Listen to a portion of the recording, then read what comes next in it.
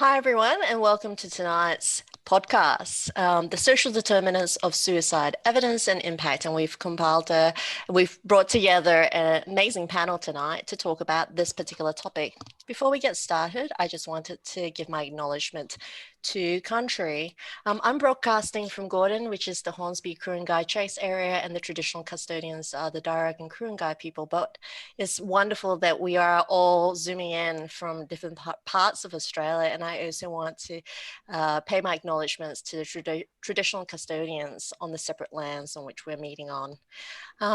When I first started doing acknowledgement to country, it felt very awkward, mainly because, I'm a migrant and I've really grappled with several cultures coming to Australia. However, over time, having had to say it at every Black Dog workshop, my value for the Indigenous cultures, identities, and continuing connection to country, waters, kin, and community has really deepened.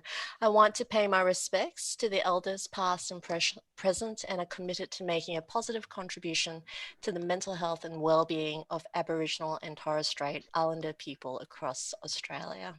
So let's get started with our podcast tonight. Just a gentle reminder that our podcast will be recorded. And so, for anyone who you think might be interested and missed tonight's live podcast, they can log on and find us on this URL address. And we're also on YouTube as well. So it is recorded and it can be found on both SoundCloud and YouTube and on the Black Dog Institute website. Without further ado, I want to introduce to you, one more thing.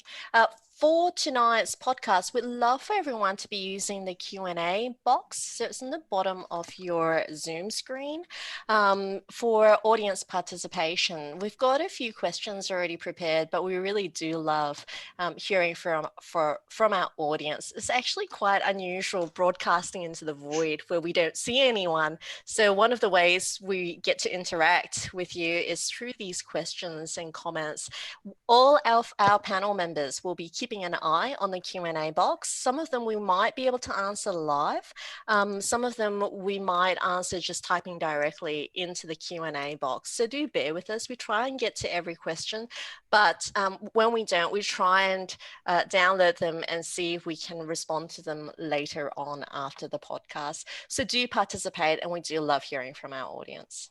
All right, without further ado, let's introduce our panel members. Now, what I'm going to do is do a bit of a whip around and get our panel members to introduce themselves and tell us a little bit about their expertise in the context of this particular topic.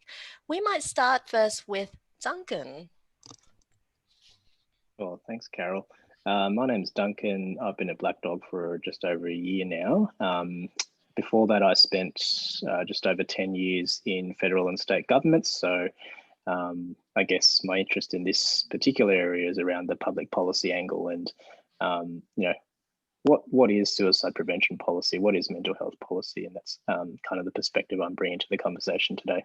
Thanks, Carol. No worries. The next person, and I'm actually should be following the slide, but I'm following my Zoom screen going down, who I can see. Katherine, why don't you introduce yourself next? Well, thanks, Carol. Hi, everyone. I'm Katherine Boydell. I'm a professor of mental health at Black Dog. I am a Canadian, and I've been in Sydney for the last 5 years. And I'm a sociologist, which makes this discussion this evening particularly pertinent. My program of research focuses on examining what are the social factors that influence our health and well-being. So I'm really looking forward to our discussion this evening. Thanks for that, Katherine. Leilani.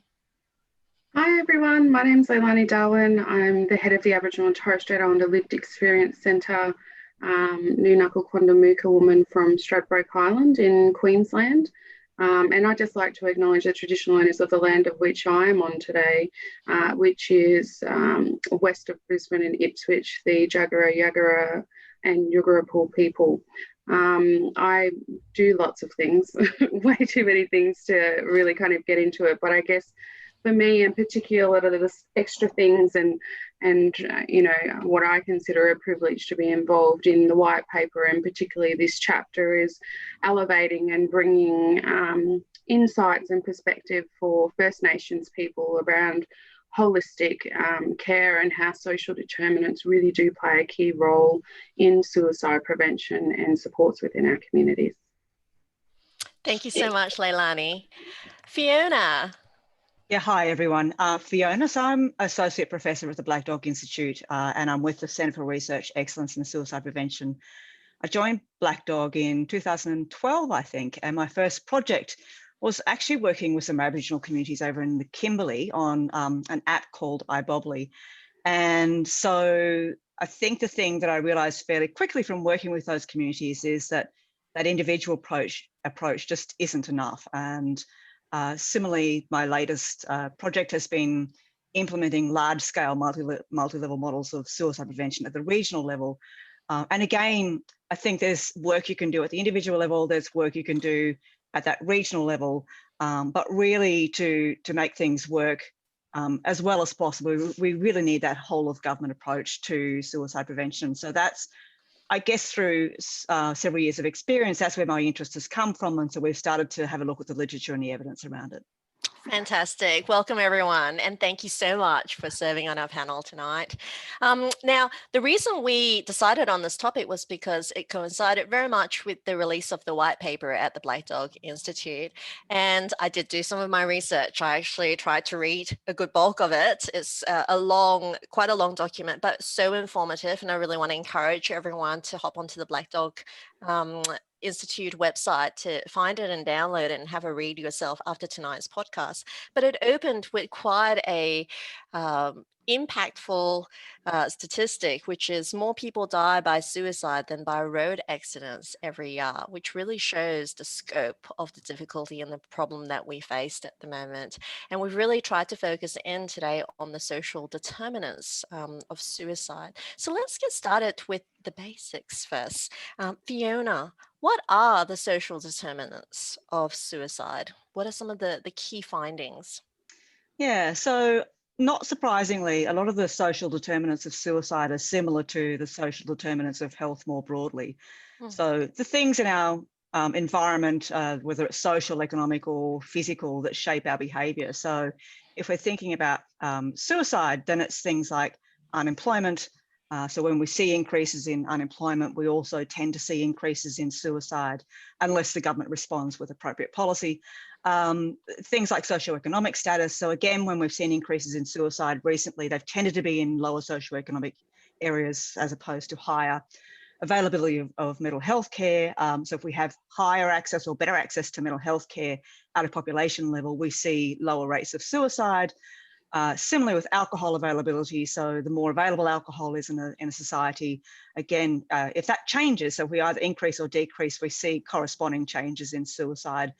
And then finally, things like access to the means of suicide. So one of the best evidence-based strategies that we have is at a national level, managing access to the means of suicide. So they're distinct from individual level factors. They obviously interact with those individual factors in the way that they influence behaviour. And I think what's important to note is that they're also amenable to change at a societal level. So I mentioned before with unemployment, we know that there are certain government responses that can moderate or soften the impact of unemployment on suicide, for example. Right. And so that's particularly interesting because it tells us that suicide prevention is quite a complex problem that we have to solve, because so much of the time as a clinician myself, I tend to focus on what is the intervention? What is, like, you know, the thing, the RCT that's going to work for this? And it sounds like that's not going to be the answer. Yeah, look, there was a major global review of suicide prevention back in 2016 of all the evidence, and the conclusion was that there is no single intervention that's going to reduce the suicide rate. We really need that multi-level approach to suicide prevention. So whilst the work that we do as clinicians is really valuable in helping individuals or groups of people, there needs to be more. So it's about looking at both that societal level as well as the work that we're doing as clinicians. Absolutely. Katherine, tell us a little bit about your work in social prescribing and how it addresses social determinants of health, because that's one intervention, right? Yep, absolutely. And again, it's multifaceted as well. So social prescribing actually links people to non-medical services in the community and creates intentional pathways between clinical care and non-clinical supports, community supports and resources. And it really recognizes the social determinants of health, that people's health and well-being can be affected by a range of factors, as Fiona mentioned, social, economic, environmental, and really addresses that growing recognition that some healthcare consumer needs could be better met by other kinds of support in the community or in conjunction with other types of support in the community. So I always think about distress as caused often by something amiss in our environment, for example, marginal housing or unemployment, as Fiona mentioned, or being in debt or socially isolated. So social prescribing is a holistic, person-centered and very much bespoke, so tailored to individual needs. So again, that focus on non-medical needs that affect health and well-being by linking people to very local community cultural groups or organizations. So for example, think lunch clubs, exercise on prescription, walking groups like park run, creative or cultural activities, debt advice, housing support, to help with a wide range of problems, including social isolation or housing issues or unemployment. Absolutely. Leilani, that sounds like social prescribing. How would that work within, the Indigenous cultural context as well? It sounds like it might be quite a good fit. It's actually a really I guess a model that is kind of already existing in a lot of communities. When we look from a cultural perspective, we really do at a community level look to engage and have connections and relationships, and that's really important to our well-being. There's also, I guess, issues around really managing sometimes what can be not the best experiences in some traditional methods of seeking help when you need it. So really actually working with someone and our communities to allow them to self-identify kind of what their key stressors are and how to actually get that kind of relief that's relevant to them at that point in time is really important. Absolutely. What is the evidence base for social prescribing, Katherine?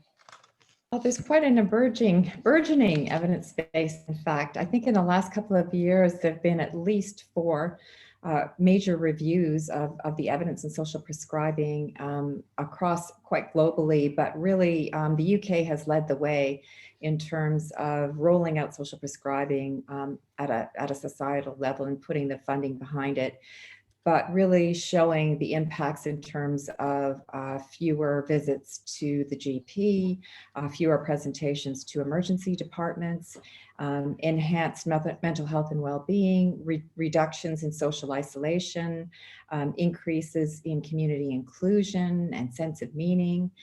So, on a number of different fronts, there's been a lot of evidence. I think one of the areas where there is work to be remaining is around longitudinal work in terms of the long-term impacts of social prescribing. But again, I think one of the key items within social prescribing is it's quite bespoke, so that it's really working together with an individual in terms of what are their needs and preferences. And again, really focusing on what the source of the issue might be. And again, it's very much related to what's going on in their day-to-day lives. Yeah, I'm not sure if this relates to the question or you've already answered it, but we've got Susie who's asked, Katherine, what is the research on the uptake of social prescribing upon referral? Yeah, that's a great question, because social prescribing in its sort of Cadillac version involves a link worker. So very often it's targeted towards GPs, for whom I think at least 20% of their clinics are for people that come for non-health reasons, for social reasons. And the importance of having the link worker. So it's one thing to say, here's a script for, an exercise program or a library group or, a social club. But it's having that support to ascertain whether, does the individual have difficulty actually accessing, getting there? Are there transportation issues?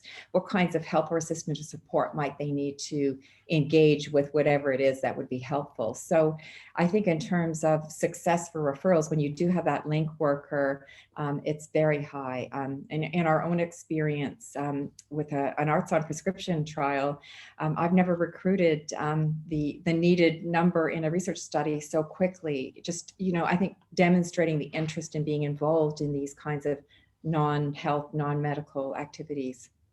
Absolutely. Thank you for that, Katherine. Now, I wanted to go back to Leilani because one of the things I think I really love as a clinical psychologist as well, wanting to work in a more holistic approach. Could you give an example of how social prescribing and a holistic approach would work for Indigenous communities in the context of suicide prevention and mental health? Yeah, I think it's really important to work with communities and understand that sometimes when someone's at a really high risk, the traditional response might actually be quite overwhelming, and usually does often involve potentially police and the hospital services, and that can be quite triggering and even more traumatizing for some of our community. What I see works really well is where the community kind of have their own support structures around making sure that that person is safe. And interestingly enough, it's kind of almost like the last resort is to kind of bring them into a traditional health service. So it's sometimes also just about being present, making sure that that person has someone with them that they can sit down and not, be on their own, really working with them and just including them in activities in the community, saying, hey, there's a barbecue or a football game or something going on down here. Do you want to come? Letting them talk about what are some of the things that they need assistance in. I mean, some of our panel members have spoken about it. Is it that finances are really a massive stress point for that person, and how can we link them into appropriate support? Are there trusted people in the communities that they can really go to where they feel comfortable talking? I mean, trust and relationships play a key role in that. And, if we're not really looking from a holistic perspective, we're not really understanding that it takes time to do that. We have expectations that you go in for a brief session with the GP and say, I'm not travelling too well, and then you referred on, but not necessarily able to address what might be some of those key issues at that point in time. Yeah. Absolutely. Now, turning across to Dunkan now, how can public policy help address the social determinants of suicide? Because it sounds like there's this holistic approach, it's not just one thing. So what does it mean in terms of public policy? Thanks, Carol. And look, I guess public policy it can be a really powerful tool, and it can be something that governments and at all levels of governments can use to really enable the conditions that lead to good quality of life. So I'm talking about policy in a general sense here, but I guess the qualifying factor here is that it's also quite complex. And the fact that we've got 3 levels of governments and multiple areas that impact on mental health and suicide prevention means that the tool, while it can be really effective in certain instances, also needs certain conditions for it to do that. So whether it's fiscal and economic policy, what we spend our money on, how we tax people, so equally what the other panel members have talked about in terms of financial stress is obviously quite linked there, or regulatory policy as well. What are the rules around, what are the laws that govern how we live? And all these sort of things link in an upstream kind of way to those overwhelming conditions from that lived experience perspective of suicide behaviour and suicide ideation. So maybe to give a couple of examples, and Fiona's already covered some of these, but around unemployment, obviously at the moment things like JobKeeper not only play an economic role but also play are protective in suicide prevention. Poverty and homelessness, obviously quite linked. State and federal governments have many levers. They can provide social and affordable housing. They have, tax and other levers there too. You can provide a minimum wage. You can provide job seeker and new start payments. You can, our government's quite generously has, we're kind of a social welfare democracy type society. So there's also family tax benefit, disability support pension, all those sort of things that protect against financial stress, which is one of those factors. So in some respects, it's further away from a policy sense, but if you get those public policy broad settings right, you'll provide a situation where those individual risk factors are affected in different ways. And I can go on to the different things around alcohol, and if you do read the white paper, the risk factors around where you live, for instance, or if you've been subject to domestic violence or have a mental illness, all those sort of things, public policy can play a strong role in determining that. And I think my view here is social policy, economic policy can play a really important role at the population level to set the conditions right for our society that can help reduce suicide risk. Absolutely. Now, Duncan, you've mentioned like COVID-19 and our response to it, right? And it's so interesting because when we talk about like the mental health response and how to reduce suicide rates, so many people go straight to, the mental health portfolio. How do we increase sessions? Or what can we do on just that front? And it sounds like it's more than that. Whoever thought that JobKeeper would be related to reducing rates of suicide? Right. And that's particularly interesting because it seems like it's so far away from a mental health policy, but it is. Yeah. Do you want to tackle this one, Fiona? Yeah. Look, I guess we don't entirely understand the mechanism of it, but the research is fairly strong from so for example, for the global financial crisis, where some countries experienced really big increases in unemployment. And those countries which had generous social welfare systems in place, who had active labour market programs in place, either experienced no increase or very small increases in suicide compared to countries where they didn't have good safety networks in place, I suppose. So, I think it's just that recognition that when someone attempts suicide, there are many things feeding into it. And if someone is already struggling and then they lose their job, that can affect a whole range of things from, that it might affect their mental health, might mean that they're withdrawing from their social networks, and it might mean that they've got significant financial stress. It might mean that they kind of lose their sense of identity as the provider in the family. So there's all of these things that pile up in response to something like losing a job. So if government policy can soften the blow of that, then it seems like that's an effective strategy. So it sounds like, we're going into the next phase, which is JobKeeper. Sounds like it's continuing, but are there any worries currently related to, as we head deeper into COVID-19? Because there's a question I think everybody's asking at the moment with regard to mental health. What are some of your worries, and what would you see ideally happen, in response to COVID-19 at the moment to try and reduce those suicide rates? Yeah, look, I guess the good news is that so far, at least at the state level and in other countries, we're not seeing increases in suicide deaths yet. We are seeing increases in attempts, and we are seeing increasing calls to helplines. And I know every psychologist, including myself, has a massive waiting list at the moment. The demand for services has gone through the roof. So we know people are really distressed.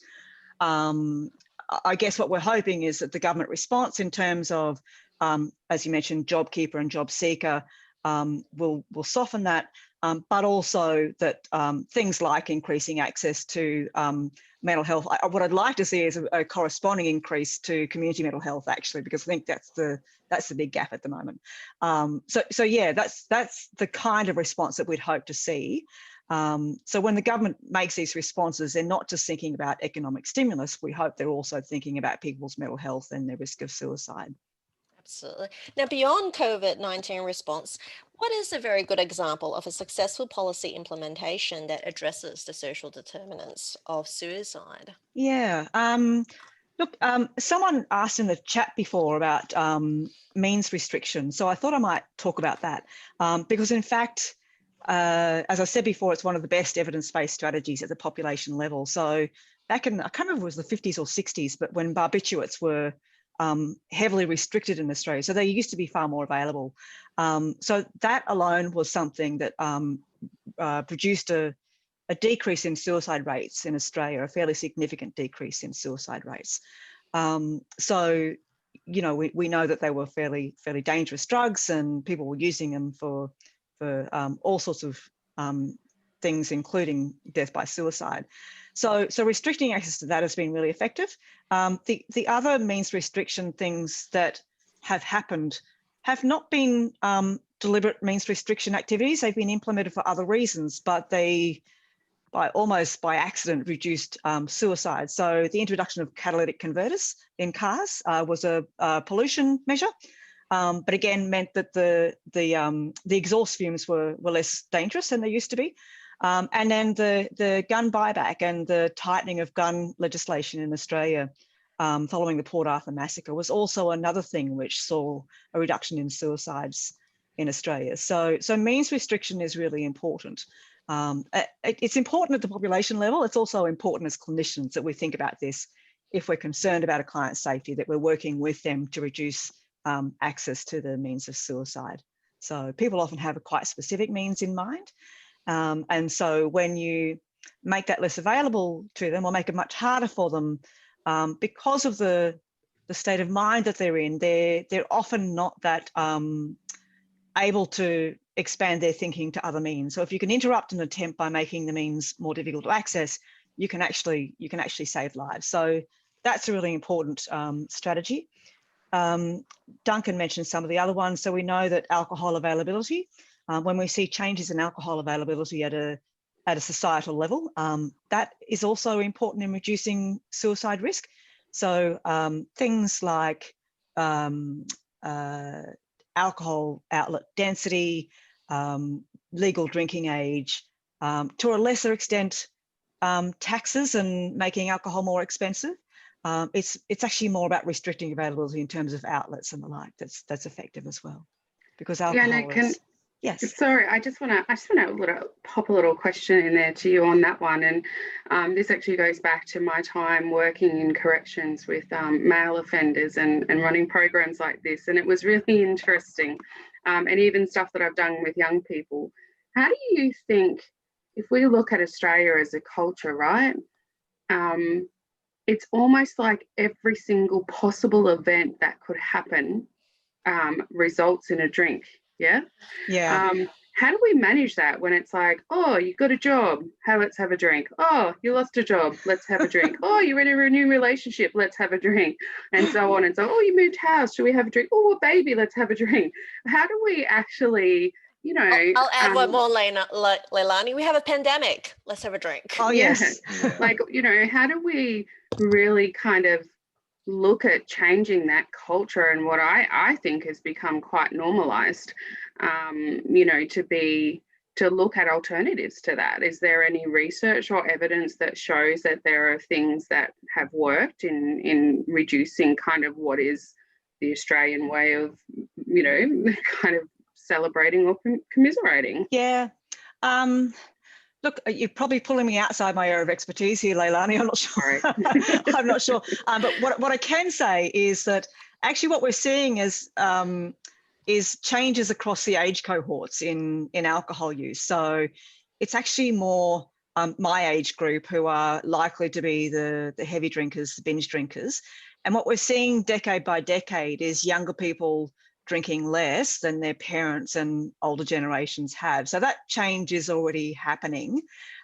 What's produced it, I'm really not sure. But, you know, when I look at other kinds of harm reduction strategies like smoking, like road accidents, those sorts of things. It's been a combination of community education, but also legislation. And I think it's really important to understand the importance of regulation, as Duncan was saying, in how it influences our behaviour. Now, of course, there are arguments about public good versus individual rights, and that's always going to come up around alcohol, as it did when we saw the lockdown measures in King's Cross. So there are always those debates to be had, but I really think it's that combination of both community education, societal change, and regulation.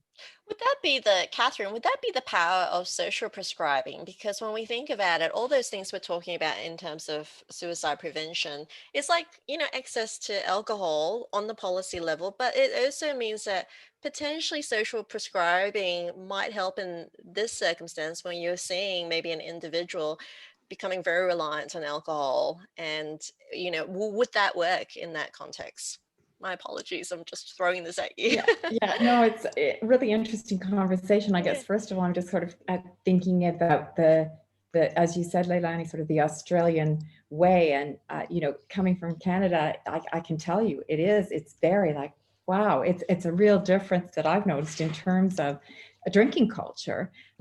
So it's interesting to think about the ways that might play out. But in terms of your question, Carol, with social prescribing, again, I think that the success of social prescribing does rest on working together with that individual to determine what those needs are. And social prescribing really is an umbrella for so many different community resources in the community across basically all of the social determinants of health. And it's interesting because there's a little bit of pushback in terms of using the term social prescribing, because for many there's a critique that, well, prescribing is still very medical model, and it's really trying to move more holistically beyond the biomedical model to really embrace what's available in the community. And I guess with respect to suicide prevention, I think about social prescribing as being that sort of low intensity, sort of moving downstream, if you will, to sort of that more really preventative aspect in terms of connecting people with their communities, feeling that there's a much more significant sense of connection via these community resources that really are already present and exist in our communities. Even in rural communities. So if you think about the presence of local galleries across rural New South Wales, and the extent to which, for example, Art Gallery of New South Wales is really trying to engage community, engage people who wouldn't otherwise go to a gallery, for example, but bringing the gallery to them wherever they might be. And I think, again, that really speaks to the importance of connectedness and the pervasiveness of loneliness in our society. I mean, to the point where now you're getting ministers of loneliness being appointed. There was a review a few years ago about the significant mortality rates that are associated with loneliness. So again, I think social prescribing goes a long way towards addressing some of those more social issues. I'm going to bring Duncan back into the conversation now. What are some of the barriers and challenges for governments in enacting some of these policies? Because we've talked about some successful policies, and there are more policies that we need to implement to try and get those rates down. What are some of those challenges? Yeah, sure. Well, look, policy is complex, right? So, I mean, Fiona mentioning alcohol is a prime example of something that's really, really complicated. And it's also really difficult to please everyone with a regulation or a price or a tax that actually suits everyone's cultural and personal and other needs. So I think that's the first thing to recognise, is that public policy, it's political, it's about values, it's about economics, it's about power relations between individuals and groups. So I think that's one thing. That perhaps another is that policy is often incremental, I guess is the way to put it. You kind of chip away at little things around the edges, both in a fiscal sense, but also in a long-term reform sense. and you might not get to an end goal that you would like for several years from the point that you have an idea. And by the time you get halfway there, the world's changed. You might have a pandemic, or it's just a big web of things that need to be factored in. Not to mention that we've got 3 levels of government. So we've got local, state, and federal, all having a role to play in alcohol policy, for example, all having a role to play in housing and other things. I think perhaps another challenge is how governments are traditionally structured. So we kind of follow almost that traditional Westminster approach, where we've got ministers with their individual portfolios, and some of the other guys have mentioned a whole of government approach. And particularly for suicide prevention, given how complicated it is, you really do need ministers and portfolios to talk to each other. I think that's kind of one thing. And from that, you also have a multitude of state and federal departments and public servants and bureaucracies. But and in different areas, particularly in social policy, you also have complicated markets. So you've got NGOs that deliver services, some things are done in-house, other things are contracted to people in the private sector or the NGO sector.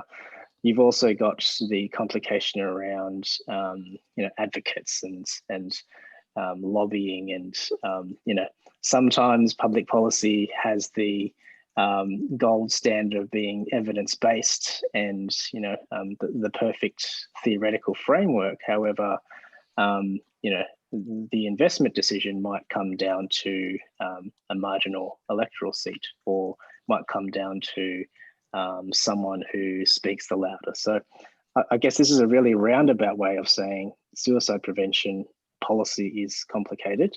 The mental health system, as a lot of you know, is complicated. And I think perhaps the way, I will pass to Leilani to talk about some of the Aboriginal and Torres Strait Islander issues as well here, but I think the way I think forward at the moment is to use COVID-19 as our reform vehicle. So this is one of those events that hit pretty much every aspect of our lives, individually and socially, economically. And I think different governments around the world have responded in different ways with different results. And this is almost a really good catalyst to think about some of those more difficult changes to the mental health system, changes to suicide prevention policy. We've also got some major inquiries happening in space. So the Productivity Commission has handed its final report to government, and it will be released imminently, as I understand. There's also the work of the Suicide Prevention Task Force with Christine Morgan. So I think governments have recognised that suicide is a really prominent social issue, and are trying their best to do things that they can. But all those kind of things that I did describe are some of the barriers. And I don't know, anyone else have any other thoughts on this one? Leilani? Yes, I do. Thanks, Duncan. I like that you kind of pointed out that Westminster approach that we have in this country to that. And also just to note for our audience as well, I happen to be, again, in a quite privileged position to be an expert advisory group member advising Christine Morgan on the advice she gives to the Prime Minister, which is quite good. And I think that kind of brings me to that perspective of policy and reform in this space, and what often can be quite a paternalistic response and approach that, in fact, rather than empowering and involving and in being inclusive of consumers and people who are accessing services, quite often we see this top-down, this is what's going to work and this is what we're telling you. And I think particularly with a lot of the work that I've been doing, and I had a great chance to review all of the chapters of the white paper and bring perspectives, from not just a lived experience, but from a First Nations perspective as well. And some of those considerations, we're talking about policies that often don't reflect diversity. We look at Australia as a country and we are extremely diverse.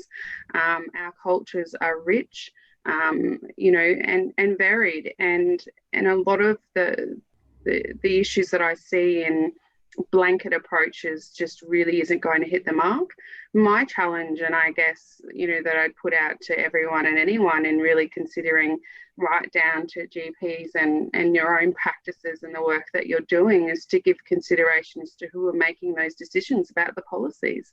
Are there opportunities to bring in people who have lived experience of accessing your services or accessing other services that are already doing work in communities or are in some of those support networks, whether that be through employment support or, you know, supporting people in DV situations and other areas.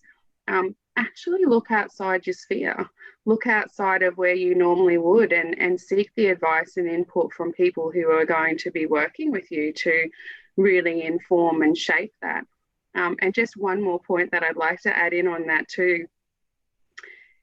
If we don't get the right people writing the policy, we find these loopholes and every local, state and federal agency that I know of, I've seen, will find a loophole in a policy where if it's not, you know, you must do this, you know, we recommend that you have this kind of approach, then our best efforts to include consumers, carers, peers and, you know, community perspectives, even though sometimes it sits somewhere within a policy, it's not actually given enough, I guess, elevation and almost like that mandated response, which, as I said, we don't want the paternalistic, you know, kind of response at a community level, but definitely we need some really strong guidance and direction through government and decision makers as to what and how that could look like.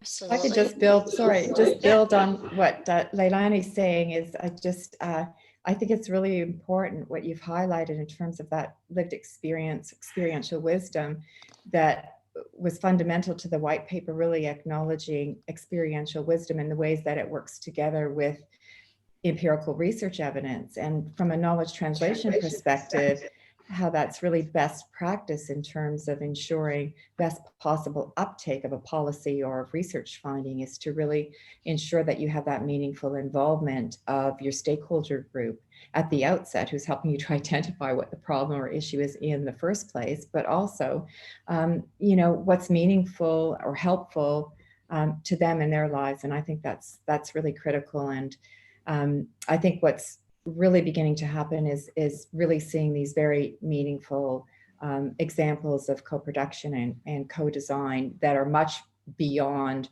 just you know, talking the talk, but really celebrating this involvement at a really fundamental level.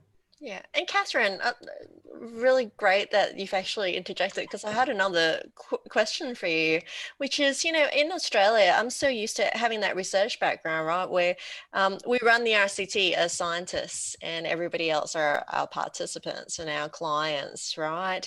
It's a different approach from where you came from, right? We were talking about your Canadian background and how it's just common to include stakeholders as part of that research scene.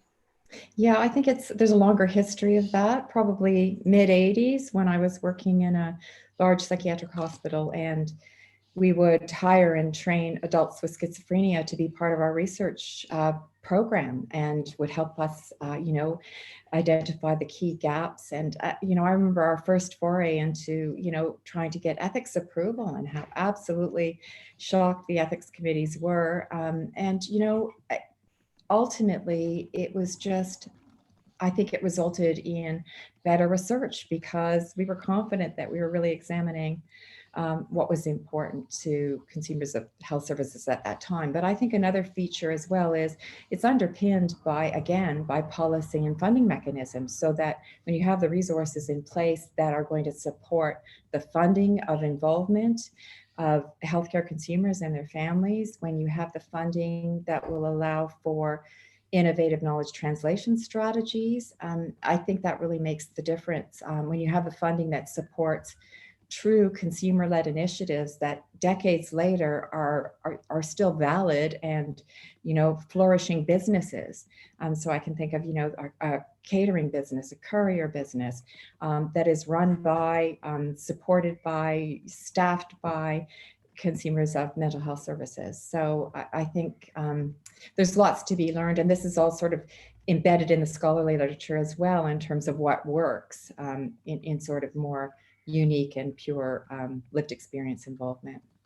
And it sounds like we're needing the stakeholder and consumer involvement, not only at the point of care, Leilani, which you talked about, right, and program development, but Katherine, also at that research level, right at the very beginning. Yeah, absolutely. And within Black Dog, we're really fortunate to have, you know, lived experience leadership that's really working with the entire research teams to ensure that that's happening throughout the research process. Fantastic. Now, back to Duncan. What are the priority interventions, or are there multiple policies that is needed to help reduce suicide risk? Yeah, I think linking back to perhaps where we started talking about how complicated suicide is, I think the short answer is no. There is no silver bullet. There is no single thing that we could do as a society that will reduce suicide. And I think the fact that over many years the suicide rates have still continued to rise or be at an unacceptable level is basically a reflection of how much further we've got to try and understand what the issues are, but also try to enact things that will help bring those rates down. Having said that, as Fiona mentioned, we do have a building an evidence base is really important. Knowing what works for specific people in different situations, addressing their specific conditions, whether that's things that are individual level or things that are more socially determined, and what addressing some of the risk factors around perhaps childhood trauma, or where someone lives, or how someone works, or all those things through an entire life that might lead to suicide risk factors.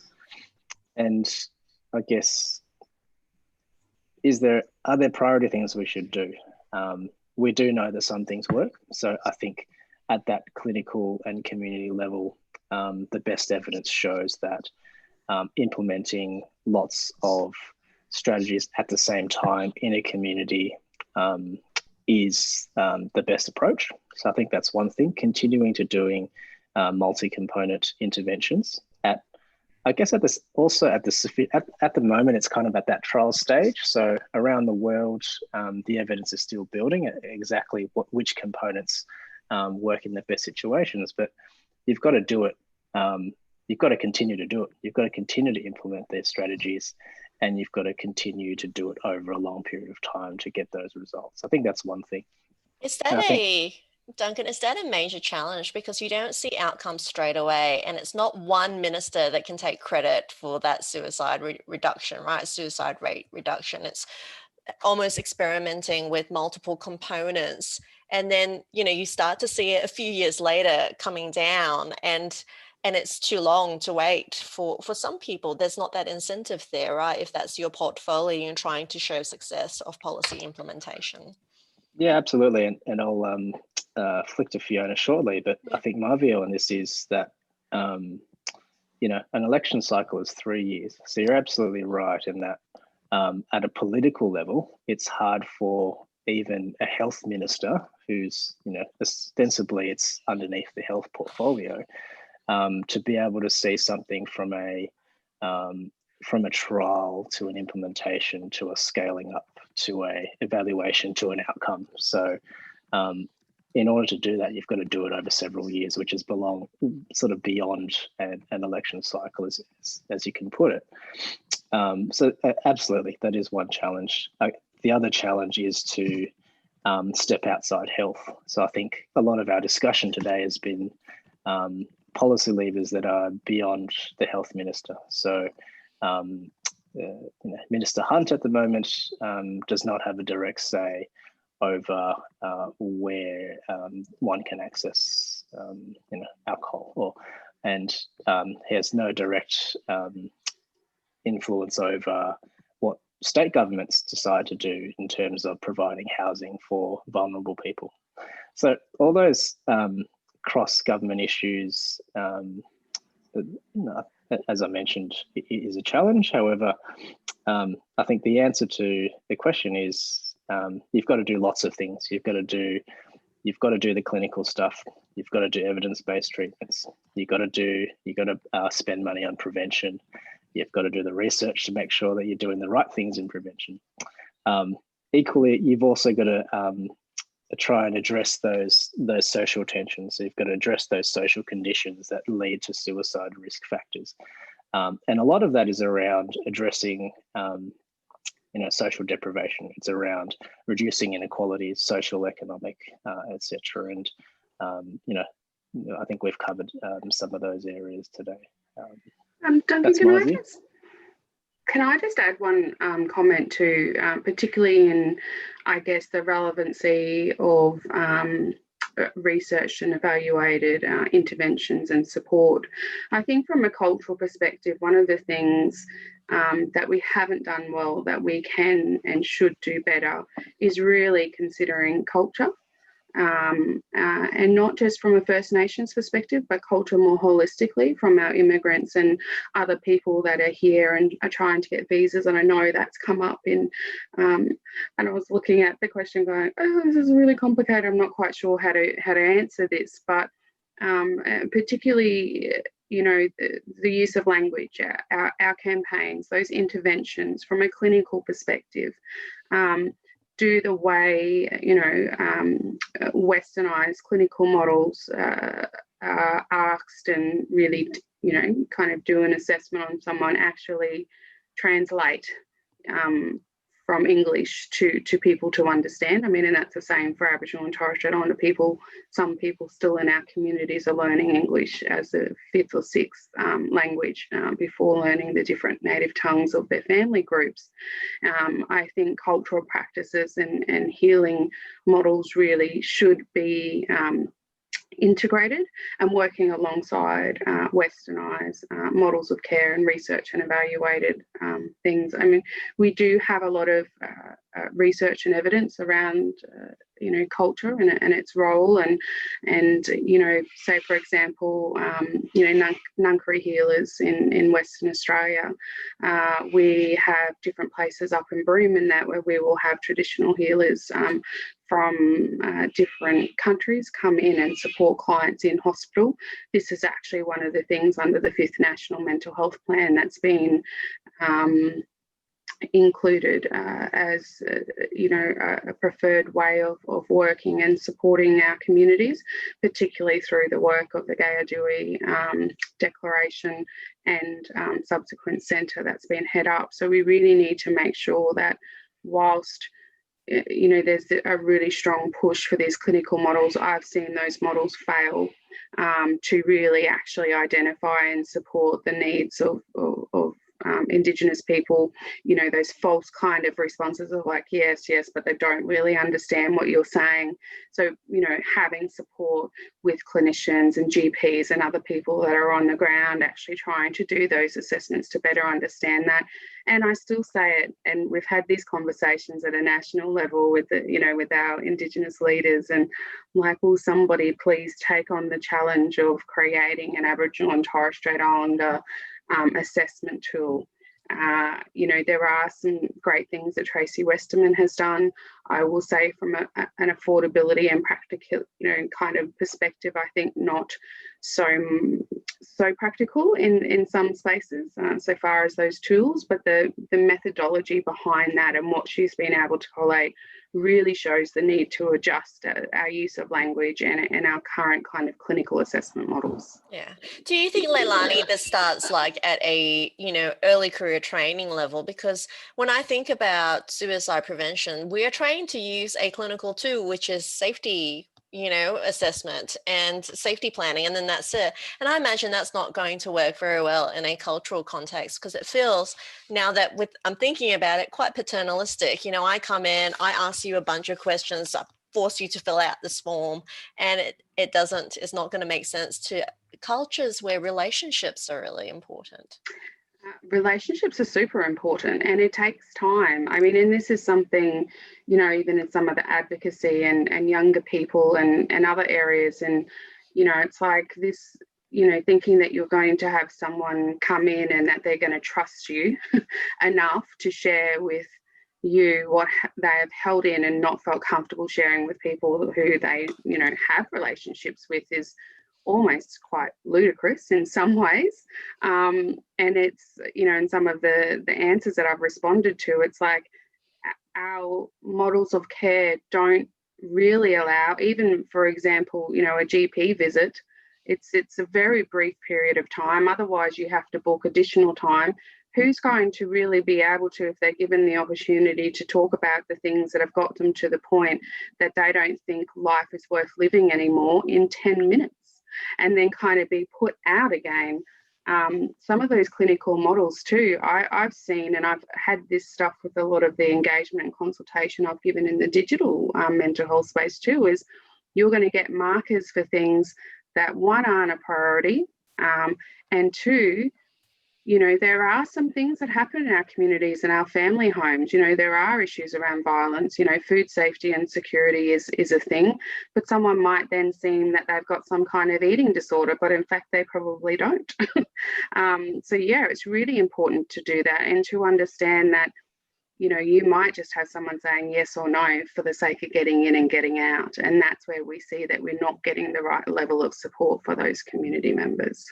So are there resources for people like me, clinical psychologists, allied health, where we can actually get skilled up in some of these areas to be more culturally sensitive and to think outside like our traditional training and that clinical model? And we actually are quite lucky at Black Dog Institute, because I've used all of my connections and stuff, and so we have quite a few amazing Indigenous psychologists that actually work with us. Just even as you were talking about, the early kind of responses in training, and this model of don't talk about yourself. Well, actually, for us, give us a little bit of information about who you are. You want us to share the world with you, so just talk a little bit, whatever you feel comfortable about.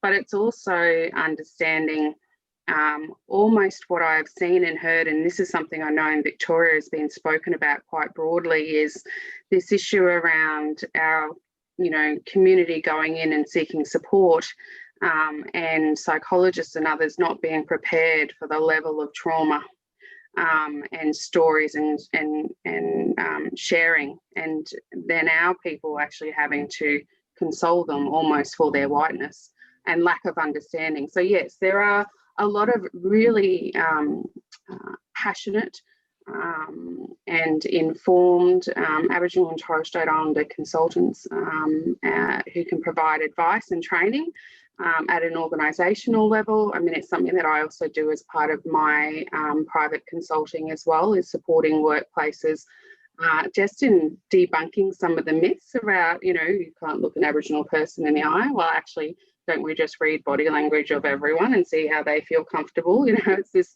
how do you set up your practice room?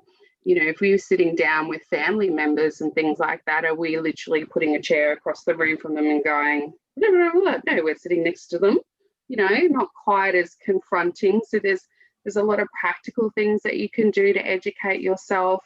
I would say the social emotional well-being I will include this as something to send out to everyone. There's a range of resources and stuff that really go into detail around looking at that holistic models of care for Aboriginal and Torres Strait Islander people. In the second edition of the Working Together booklet, that can be really practical and just educating. Learn a bit more, enlighten yourselves around what can be helpful, and look for the signs where someone is just going, yes, but they don't really understand you. Great. I think that also, I think that also extends to research and the types of research that's being conducted, because again, a psychometrically tested survey or measurement instrument is not going to do it when it's more than the narrative, or I'm thinking of more ethnographic longitudinal methodologies that would be able to access the social context and cultural context in a way that no measurement scale can ever do. And I guess just to highlight the extent to which these rigorous methods are needed, but it's a different way of conducting clinical work, but also a different way of conducting research as well. And I think that's really important to consider when thinking of diversity and diverse groups in terms of, different ways of knowing and different ways of engaging in the research process as well. And I guess like anything else, it's thinking about how each offers a different way of knowing and a piece of any puzzle. So again, I think it's highlighting complexity and almost embracing the messiness, but that there are different methods to address that. Absolutely. Fiona, what are some of the practical things to remember for us practitioners? What resources do we also need to keep in mind? Because we've got some wonderful tips from both Katherine and Leilani. But what about you in terms of what we need to use? Look, I think just reflecting on the conversation that's been going on and hearing what Leilani had to say about cultural differences and the care that's required, I suppose I would reflect that culture is absolutely important, but I would also say that the relationship is always important, no matter who is in the room with you. And so I think it's about providing not just treatment but care, and there are people who sit at either end of the spectrum who, some people would argue that all you need is treatment, other people who would say, you don't need psychiatrists, you don't need treatment, what you need is care. But actually for most people we need both, right? So and like any outcome in psychology, when you look at the research, the thing that predicts better outcomes in terms of reducing the risk of repeat suicidal behaviour is the connection that the person has with their therapist. So that's always important. So I think I just wanted to emphasise that before I go on to talking about the resources that we might need. So in terms of, I suppose what we've talked about is understanding that suicide is driven by much more than just mental illness or poor mental health. And so in recognising that, we do need to be thinking beyond just providing treatment for depression or trauma or anxiety or and also targeting suicidality directly. We also need to be thinking about what are the broader needs of the person. And that's not something that we're necessarily trained in psychology. That's often traditionally been more the role of the social worker or the case manager.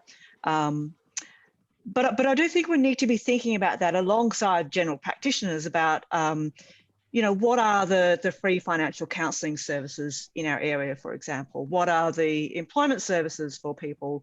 What are the so most regions have a non-government organisation that helps to get people into low-cost accommodation.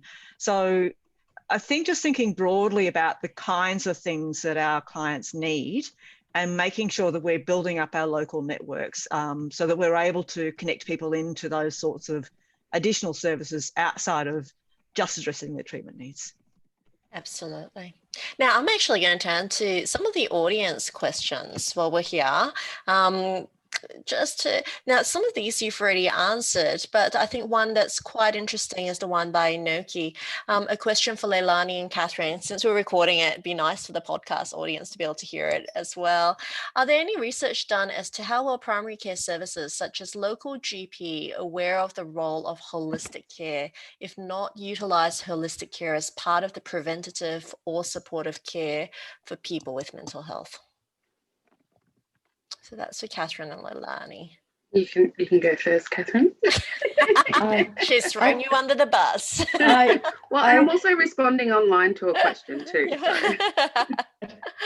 So. It's interesting because when we are talking about social prescribing, for example, for many GPs will say, oh, this is nothing new. I'm doing this already. I'm already engaged in, with my patients, offering other alternatives outside of the health system, depending on their needs. And I think the point is that, social prescribing is a formalized process where it's not expected that the GP would be aware of every single resource in the community to be able to refer to. And as I mentioned earlier, has the support of this link worker who often is a social worker, which is interesting, so that you've got that support to actually make that connection happen. And in fact, the social worker or link worker, case manager, whatever you want to call it.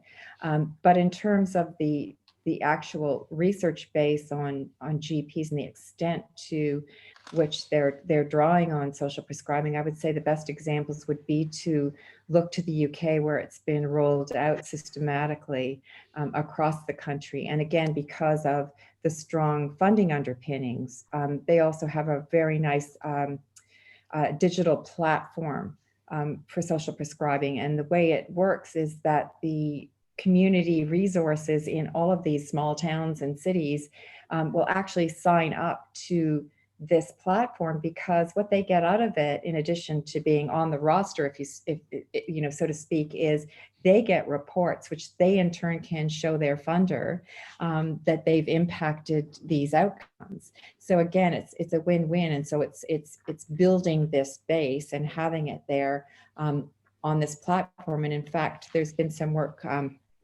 particularly with COVID, how social prescribing has worked and continued on virtually. So I think for GPs in the UK, they're very connected with social prescribing, which is just embedded within the culture itself.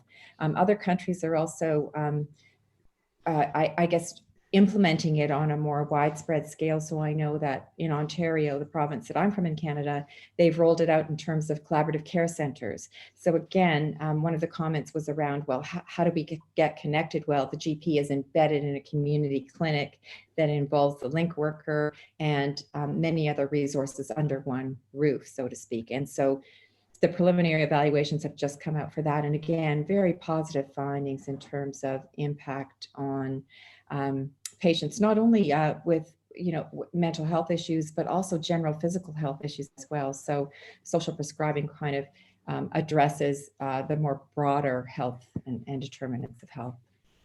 Absolutely. Now, sorry, Leilani, go for I it. actually have a bit of a different perspective from that, and a couple of points that I'd like to kind of highlight.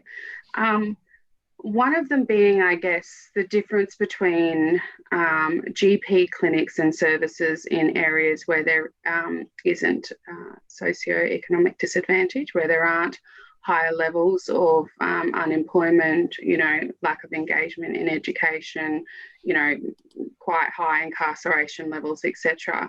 The services in reality that you are offered from GPs can be reflected quite differently. And I often hear of rhetoric and conversations where it's kind of just this in and out, that it's actually not even, it's just a what's your problem today? Do you need a script? Thank you, goodbye. It's really difficult for people to then start to build a relationship to actually even ask them for the kind of help, because they're like, well, I'm just almost like a cash cow. It's like in and out. And we know that in Australia, GPs are heavily incentivized. I mean, I had a brief period of time working for a primary health network, and I was like, wow. And essentially those GPs don't really get involved in sharing a lot of their statistics and things that they're doing additionally, unless it is incentivized. I think the other perspective is in that, and it's something that I kind of tried to elevate as part of the white paper too, is really understanding access to the same levels of treatment that people from some areas just don't have. So if we're really looking at a rural and remote area, this sense of social prescribing and you know, bringing into services that are non-existent is not a helpful model. In fact, it's quite impractical.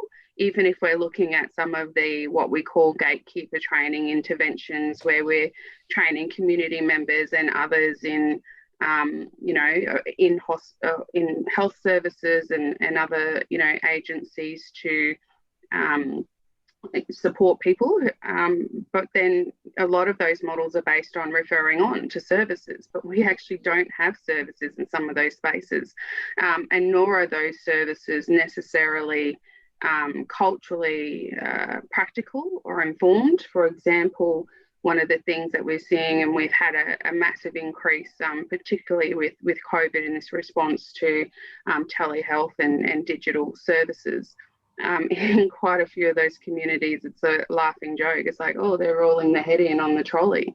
Like, at a human level, you know, technology absolutely has a role, but we need to do better to understand around that sense of relatability and relationships as to what's practical. And the other thing that I do know too is that there's a lot of work that's gone on into really having GPs identify if suicide and mental health is something that has become almost like a specialised area. We've had a lot of stories and realities where GPs have people come in who are suicidal and literally get up and walk out the room and try and find a nurse or someone else to have a conversation with them, because the risk from a health perspective comes into play with that, and they just don't feel comfortable. So not all GPs, when you go in and have these conversations, are actually adequately informed or comfortable providing responses. So that's my little different perspective. So we've got quite a bit of challenges there. Yes. In terms of navigating, right, and trying to get those services out to where they are needed. Next question I've got on here is for Fiona. It might be a quick one for Fiona from Inoki. Inoki, my apologies if I'm pronouncing your name incorrectly. How broad is the resources made available, and how accessible are they for people with mental health issues thinking suicidal when they need them? I'm not sure if I read that correctly. Do you get the main gist of that question, Fiona? Can you read it out again? Sorry, Carol. It's the second one in our chat box for Fiona. How broad is the resources made available, and how accessible are they for people with mental health challenges when they're thinking in a suicidal way and when they need it? Yeah, look, not broad enough, I think. You know, I think there are a few layers to the answer. The first is that when people are in crisis, it's almost too late to be reaching out for help, because your instinct is almost the opposite, to withdraw and to believe that no one can help you, and that you're a burden to everyone, and no one's going to care anyway. So it's actually really difficult. And we've got a project going on at the moment called Under the Radar, which is actually looking at making sure that we are able to reach those people who are not currently seeking help. But I would say that the majority of people who die by suicide have had some contact with either a general practitioner or a mental health professional in the lead up to their suicide. And we've found through our research with GPs that many people are not disclosing if they turn up to their GP for, I don't know, pain or you know, some physical problem. Around 40% of the people who are screened who identify as having depression, anxiety, or alcohol use problems or suicidal thinking, and they're there for another reason, they've never seen their GP for this kind of thing. So I guess what I would suggest is that as clinicians, part of our role is making sure that we're checking whether we're a GP or whether we're a psychologist. And I would also point to the value, I think, of some of the e-health resources that are out there. So the safety planning tools, for example, the iBobbly app for young Aboriginal people, other kinds of e-health programs, because often when people are not really ready to seek face-to-face help, they might be willing to go online and to engage with an app or an online or a website as a stepping stone to getting more intensive help down the track. But the evidence base for those sorts of things is still developing. And so I think we've got a lot more that we need to do in that space. Absolutely. Just had a smile there because Anoki told me that I pronounced his name or her name correctly. So, or their name correctly, to use a gender neutral pronoun. So let's do, as we're heading towards the end of this podcast, let's do a bit of a whip around, and I'm going to bring Duncan back in now, and everyone to be able to speak to this particular question. What is on your wish list for suicide prevention in the next few years? I know that's a big question, and we only have 15 minutes left. Yeah, well, I'll be brief. I think in terms of immediate things, I kind of would like governments to keep the gas on the pedal in terms of COVID and sort of the post-COVID transition period. Importantly, as the health crisis will become more of an economic crisis for more of a prolonged time. Those protective measures and policies are really important as a population suicide prevention measure. I think equally sort of in sort of the medium term, trying to reduce inequality is kind of the one thing I think here would have a broad effect in suicide prevention and mental health generally. But why I say that is that a lot of the things that drive some of the risk factors are around social and economic inequality. And if we can tackle those really big issues, and COVID is a really good catalyst for this because, governments have recognised that they need to use their fiscal policy at this point in time to protect society from certain things. And I think having that focus over the medium term is really important. And there are things that government can do at that level to continue to recognise that it's not about our measures of social progress perhaps inadequate, because we often focus on the level of our gross domestic product or the level of our political standing in a global sense. But suicide prevention, mental health is about individual well-being. It's about social well-being. It's about those cultural factors that Leilani talked about. So I think, and I agree that measurement is not always the best thing to do, but having a way to incorporate that into our feeling of doing well as a nation is really important in this space. But I think the more practical steps I'd like to see are things around ensuring different portfolios talk to each other and have the right combined funding mechanisms, the right combined evaluation and outcome approaches that suicide prevention needs. That is not obviously sort of the raw figures around perhaps suicide deaths or suicide attempts is really important, but there's also some broader things that we should be evaluating and looking at to understand what is driving suicide rates and how to get those rates down.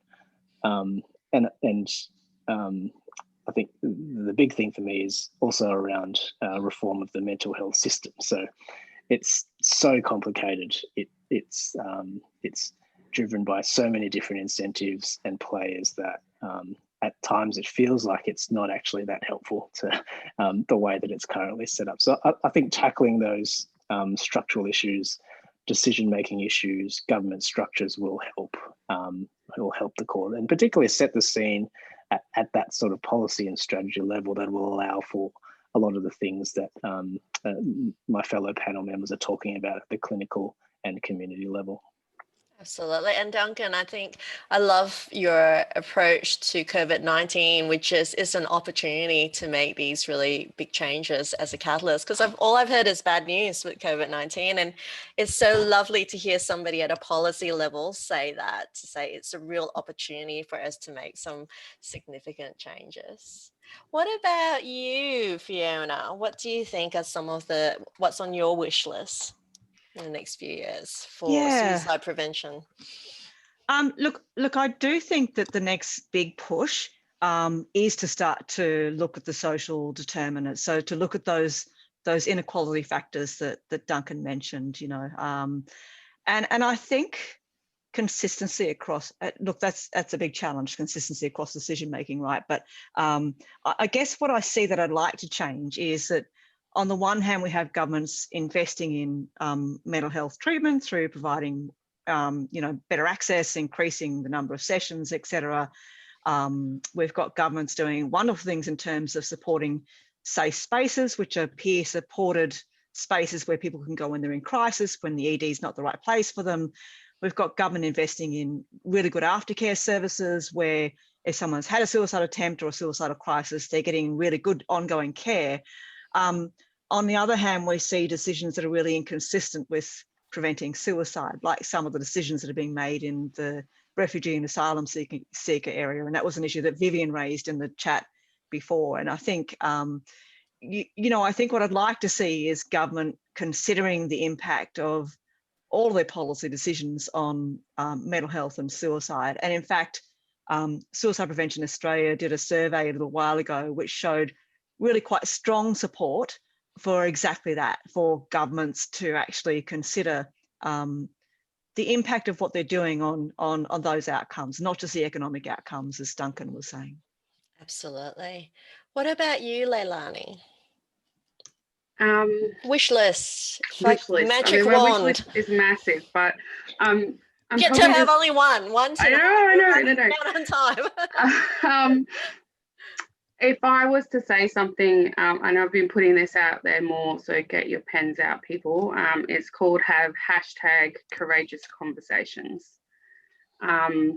We need to sit with the uncomfortable. We need to hear and remember that behind the statistics, that behind the research and everything that we're doing to make changes for reform, that these are people. These are loved ones. These are mothers, fathers, daughters, sisters, uncles, children that we are losing at ridiculously high rates in what is a first world country where, from my perspective, we shouldn't be. And I think that when we take the time to sit in those uncomfortable spaces and to hear the truth about the full story that someone courageously chooses to share, about what have been the parts that they've found helpful and what have been the parts that at times have been failures of many, and failures of some. We will not always be able to get this right, but I think we should be empowering and elevating the lived experience voices in the work that we're doing moving forward, and particularly from a First Nations perspective. We know what the priorities are. We know what we should be working with, and we need to move away from what has still continued to be quite a paternalistic model in this country. I would say on behalf of many that we've had these conversations in the sector, give the money back to our people to do our work for our people, but explore options and what that should look like. So yes, #courageous conversations. We need to be having more of them, and we need to sit in the uncomfortable. And hopefully remembering the human face of, suicide is going to, because it sounds like there's so much to do and sometimes it can be really challenging, and remembering that they are family and they are friends that we've lost is going to motivate us to do the really difficult task of getting these policy changes happening over a really sustained period of time. Yeah. Yeah. Katherine, what about you? What's on your wish list? The benefits of being last, I would say I would really want it to remain the priority, the high priority that it is currently. And I think to acknowledge, I think the great work that is being done. I mean, just sort of being part of this white paper has really highlighted to me the amount of work that is going on, that, you know, we can't solve these issues tomorrow, but I think you know, as my colleagues have illustrated, there's so much work that's going on in terms of, you know, clinical alternative models, embracing lived experience. I think doing a lot of advocacy work, and I would just hope the momentum and the enthusiasm continues, because I do think I'm an optimist that things are moving in the right direction. And so I guess my wish would really be that this continues. And I just, you know, I'm very hopeful for the future. Fantastic. So thank you all for being on our panel today. I thought it was such an interesting discussion. We've covered quite a bit of ground, moving from policies to even just on the ground, you know, in terms of how we modify our practice to be considerate of social determinants of suicide.